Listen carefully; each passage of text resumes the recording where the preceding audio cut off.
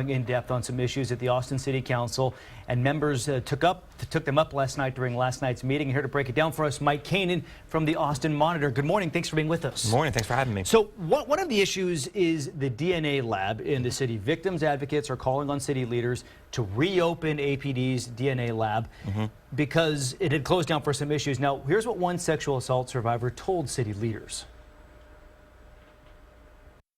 Perpetrators who commit these heinous crimes need to be in jail as soon as possible because we cannot, under any circumstances, subject innocent people to dangerous predators.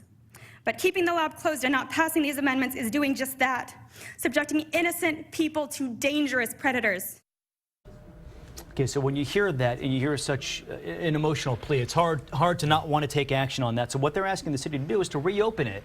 But it was closed because it wasn't following procedures. So what is the request? What is the plan going forward the city council is looking at? So I believe the plan would be to hire new folks that would be able to theoretically do the job better than the last set of folks. And I think that it's an important question that you raise, and one that, of course, deals with the city's budget. You know, do they have the money to reopen this thing and do it the right way?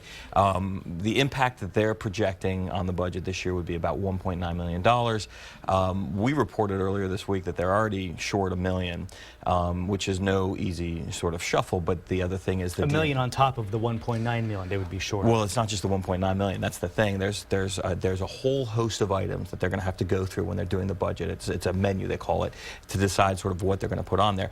You hear testimony like we heard yesterday. It was emotional. Councilmember Kassar got emotional up there saying, you know, promising advocates that they're going to find the money to do this.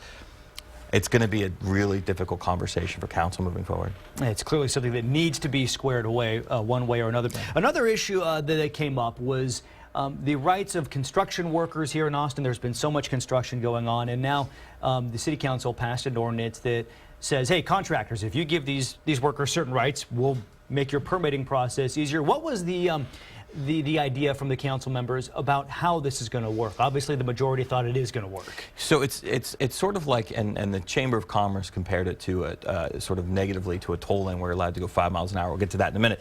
But it's sort of like that, where you create a separate path for folks who opt into this program. And by opting into the program, they also agree now, after last night's action, to independent monitoring that ensures that they're paying workers $13 an hour, and they're providing appropriate safety training, that sort of stuff. And in exchange, they get their permits a little bit faster than the rest of the crowd.